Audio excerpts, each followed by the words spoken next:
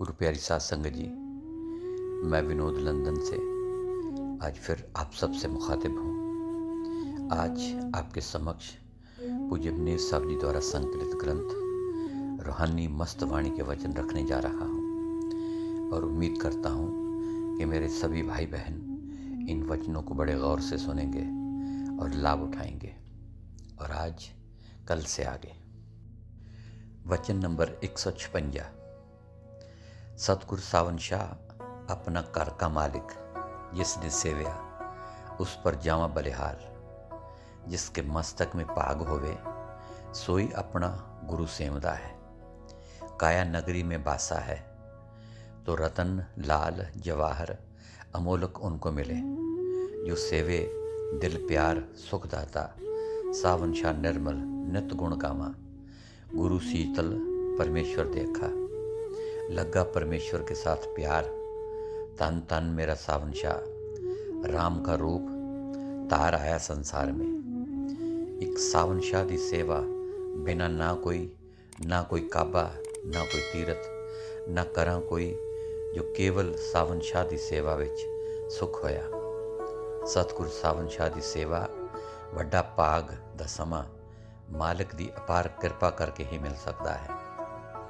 जो आप भंडार खुदी दा कमाया है, मार के सतगुर की सेवा करते हैं। उन्हां पर मस्ताना बलोचिस्तानी लखां करोड़ां दफा कुर्बान है। शाह सावन सतगुर की सेवा उसनूं मिलती है जिसके तुरों भाग ते तुर मस्तक लिखिया होया है। रतन जवाहर तुन अटल अपार प्रकट हो जाती है। जिसके सुनने से 14 तबक 9 खंड पृथ्वी तरलोकी को जान सकता है। लख लख लानत जड़ा नाम लैके जपदा नहीं। ऐसा पाप दुनिया में कोई नहीं। और सारे पाप उतर जाएंगे, क्योंकि वो पाप तो राम उतार देगा। जो राम से ठगी करे वो किस तरह उतरे। गऊ हत्यारा बख्शा जाएगा, गुरु हत्यारा नहीं बख्शा जाएगा। बख्शा तब जाएगा जब शैतान मन का कहा ना करे, गुरु की रज़ा पर चले। गुरु दा ख्याल हर वेले दिल अंदर वसे। जिसका ख्याल करेगा उसका रूप बन जाएगा। वचन नंबर 157।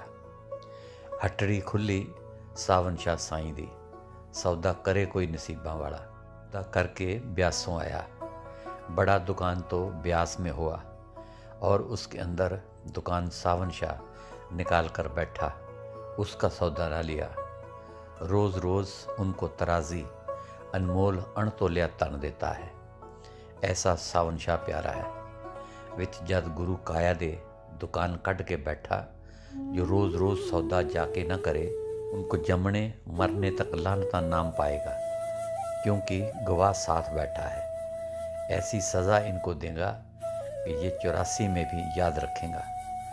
सत्संगी होवे बेसत्संगी होवे, उनकी बेपरवाही का हर वक्त डर। पता नहीं सत्संगी को बेसत्संगी बना देवे और बेसत्संगी को सत्संगी बना दे। उनसे वड्डा कोई नहीं। सब कुछ करे कराए आप। वचन नंबर 158। मेरा सावन शाह ठाकुर निरपौ दयाल है और सारी दुनिया पौ में है। पौ काटने वाला एक सतगुर है, दूजा ना होगा। कोई ख्याल गुरां दे नाल जोड़िए, मन तन लाइए प्यार। दुनिया मारी मारी फिरदी है, कित्थे ना थाऊं मिलती है। थाऊं है एक सतगुरु के पास, जिसको चाहे देवे। जिसको नरकों में भेजे उनके अख्तियार है। सतगुरु के बिना किसी के अख्तियार नहीं। जिसको चाहे करे गुरमुख, और किसी का दावा नहीं चलती। बुल्ले शाह फ़कीर बोला कि मेंढा वाली शाह इनायत उसने कीता पार, पौ नदी से पार। तन मेरा मिठा सावन शाह यार, छिन्न में कर पौ नदी से पार और अणतुल्ली चीज़ देवे। दुनिया सारी तेरी चीज़ के पीछे जन्म गवाया। जिसने किया व्रत, जिसने किया दान, ये सब तराजी में तुले। और जिसको दिया सावन शाह नाम, वो ना कभी तुले। तन उनका माँ बाप जिनको मिले सच्चा सावन शाह का नाम। दोनों जहान में अमोलक नाम, खर्चत खावट खुत नहीं माल। ऐ इंसान अभिमानी, 2 दिन का किया मान, सारी उम्र का गुम किया शान। छोड़ दिया अपने माता पिता का ताम, जिसके वास्ते तू पाप किया वो नहीं आया तेरे काम। तू अपना गुम किया शान, तुमको दरबार में मिलता मान। तू बनता खुदाई इंसान, तू बनता जग दा शाह। तू जपदा गुरु दा नाम, तू हो जांदा नाकाम। साहब अपना सेवदे, तिस तो जावां बलिहार। वचन नंबर 159। हट्टी खुली सावन शाह निरंकार दी, शहर ब्यासा विच, जिसका नाम सच्चा धाम है। जिन्होंने नाम लिया, सच का सौदा किया, तो फिर उन्होंने नाम जपा ना, उनकी सज़ा का कोई अंत नहीं। गऊ का हत्यारा बख्शा जाएगा, लेकिन गुरु का द्रोहा नहीं बख्शा जाएगा। सतगुरु के साथ ठगी करता है, अंतर्यामी सतगुरु सब कुछ देखता है। जिस दिन नाम दिया, उस दिन तुम्हारे अंदर हटड़ी निकाल लिया। तूने सौदा लेने आवे, ना सौदा के वास्ते पूछे। नित नित सतगुरु तुमको अंदर लांता पावे। तू क्यों आया ब्यास में अपनी हटड़ी खुलाने। तू सब काम करें, कच्चा ना काम करें, तू सच्चा। दिन उन्हीं तोखे पड़ेंगी भीड़, तू सतगुरु के साथ करी कुड़ाई। ए यार दर्शन करें, तुम्हारे अंदर में सतगुरु बैठा है, वो तुमको मारेगा। डरना तुम अपने सतगुरु से, नित करें तू ठगी, तू सतगुरु दे नाल। यार बंदा मन दी आस तू पूरी करें, गुरु दी आस तू ना देखें। उनकी आस थी तुमको जेल से छुड़ाने की, कि तू कब जेली बनकर बैठेगा। कर कोई ध्यान सतगुरु का, नित नित भजन ते नित नित सिमरन करना चाहिए। नित नित सतगुरु को रिझाना चाहिए। मता कोई फजल करे, मता कोई रहम करे। डर उनसे, मता कभी कहर करे। कहर तो उसने किया जो दर्शन नहीं मिलता है। घर में जो बैठा है तो क्यों नहीं मिलता। जन्म मरण की फांसी कटे तो सतगुरु दर्शन देवे। ये कोई चाहे तो दर्शन लेवे। जिनके दिल में है सच्चाई, उसको मिलता है रोज़ सौदाई। उनके दिल में आ जाती है सफाई, दम दम में संभाले। सदाई करे अदब की रदाई, अपने गुरु के चरणन में। वचन नंबर 160। मालिक दा जीव ते प्रगट होना केवल उसकी मर्जी है और उसकी दात है। जो मालिक दी तन मन धन नाल भगती करते हैं ਅਤੇ ਉਸ ਨੂੰ ਪਹੁੰਚਦੇ ਹਨ, ਉਸ ਵਿੱਚ ਜੀ ਉੱਠਦੇ ਹਨ, ਉਹ ਭਗਤੀ ਦਾ ਭੰਡਾਰਾ ਮਾਲਿਕ ਦੇ ਪਾਸ ਹੈ। ਵਚਨ ਨੰਬਰ 161। ਜੇਕਰ ਤੂੰ ਚਾਹੁੰਦਾ ਹੈ ਤਾਂ ਮੇਰੇ ਵਿੱਚ ਮਨ ਨੂੰ ਲਗਾ ਤੇ ਮੇਰੇ ਵਿੱਚ ਹੀ ਸੁਰਤ ਨੂੰ ਥਿਰ ਕਰ, ਮੇਰੇ ਵਿੱਚ ਨਿਵਾਸ ਕਰ। ਵਚਨ ਨੰਬਰ 162। ਮਾਲਿਕ ਅਤੇ ਭਗਤਾਂ ਨੂੰ ਸਭ ਤੋਂ ਵਧੇਕ ਚਾਹੁੰਦਾ ਹੈ। ਉਸ ਦਾ ਕੰਮ ਕਰਦਾ ਹੈ, ਹਰ ਵਕਤ रक्षा करता है। जो अपने अंदर सतगुरु को वसांदा है, वो प्रभु के दर्शन कर सकता है। ये मालिक आप ही दया करे, ये उसके दर्शन करे। और जिस्मानी या अकलां ख्यालां दा काम नहीं, जिसनों आप दया करे मिलावे। वचन नंबर 163। भगती मालिक दी दया करके ही मिलती है। जिसनों मालिक आप चुने या दया करे या अपने आप ਨੂੰ ਉਸਦੇ ਹਵਾਲੇ ਕਰ ਦੇਵੇ। ਆਪਣੇ ਆਪ ਨੂੰ ਖਿੱਚ ਨਹੀਂ ਸਕਦਾ ਜਦ ਤੱਕ ਅੰਦਰੋਂ ਨਾ ਖਿੱਚ ਕਰੇ। ਇਹ ਆਪਣੇ ਬਸ ਦੀ ਗੱਲ ਨਹੀਂ ਹੈ। ਵਚਨ ਨੰਬਰ 164। ਸਤਿਗੁਰੂ ਦੇ ਪਾਸ ਹਰੀ ਨਾਮ ਦੀ ਸ਼ਬਦ ਦੀ ਭਗਤੀ ਹੈ।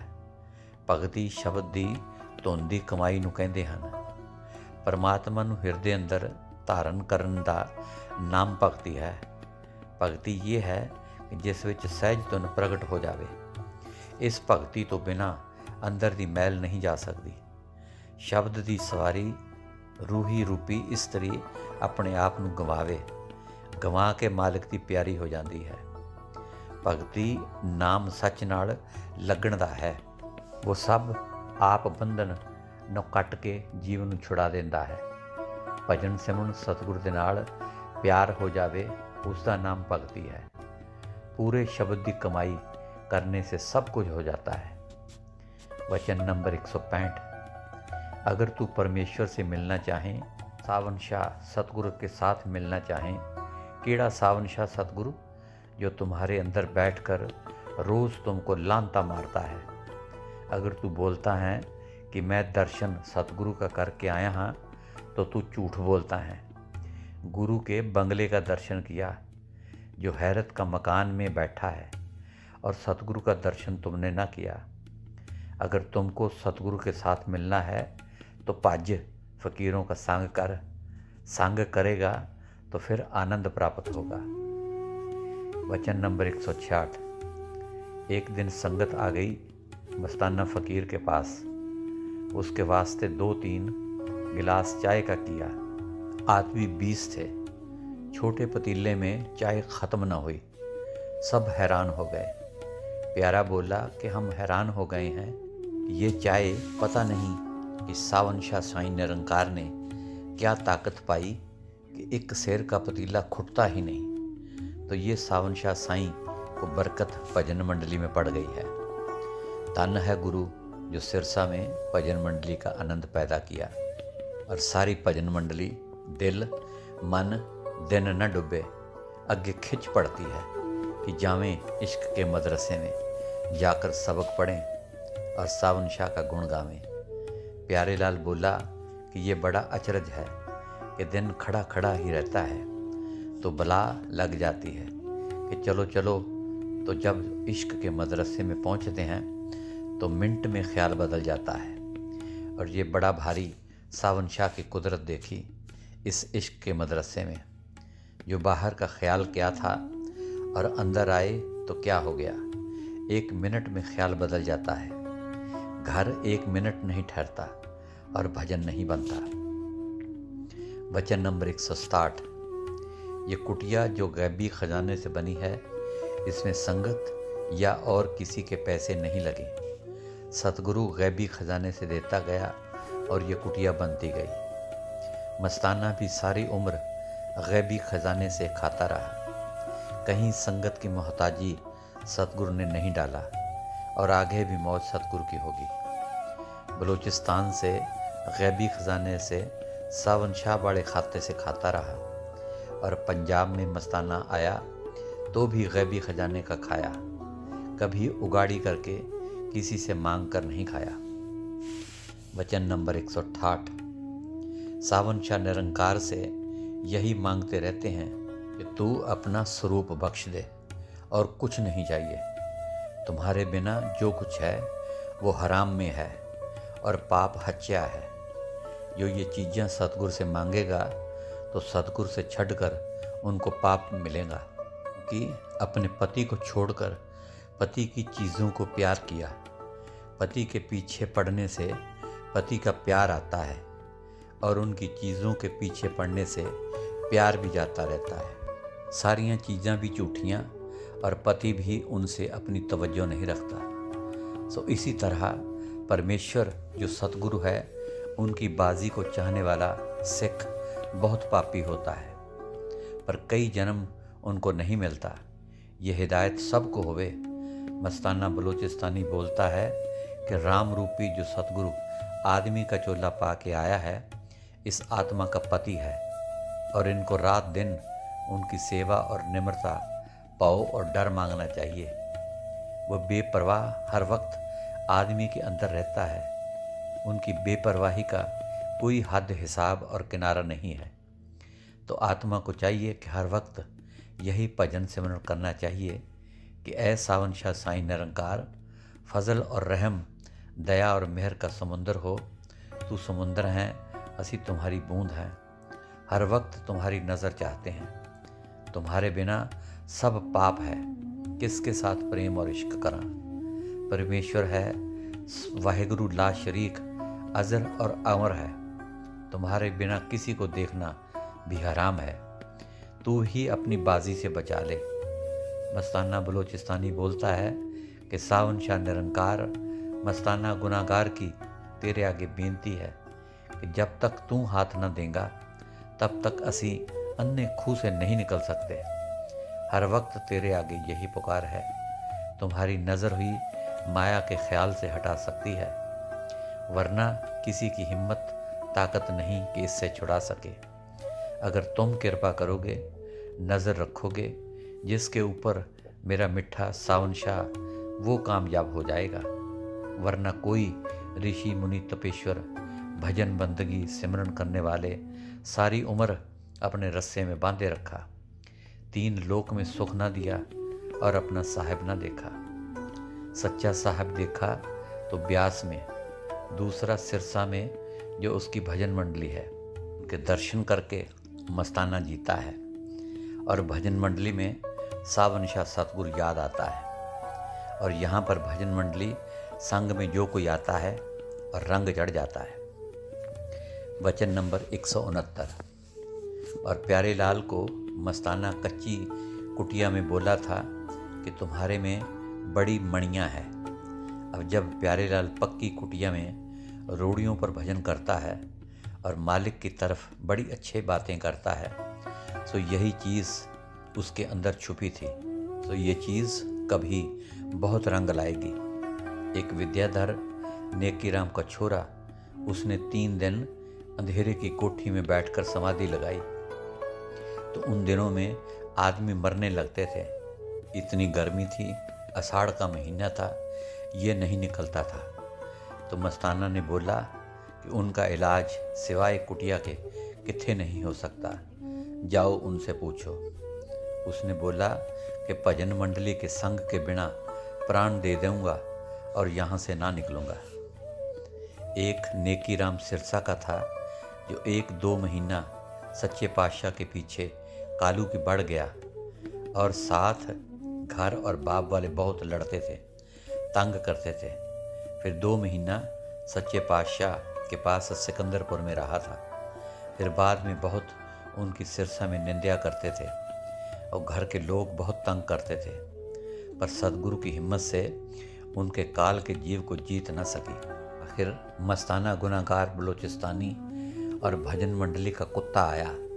उनके संग में मस्ताना को मालिक की यादगिरी आई और नेकी राम का भी भजन बनने लगा, और इस धक्के खाने से उनको यही फल मिला जो कि बड़ों बड़ों को नहीं मिला है। वचन नंबर 170। डॉक्टर करतार सिंह का पिता सिरसा के सत्संग घर में मर गया, तो वो कुछ उदासी में फिरता था।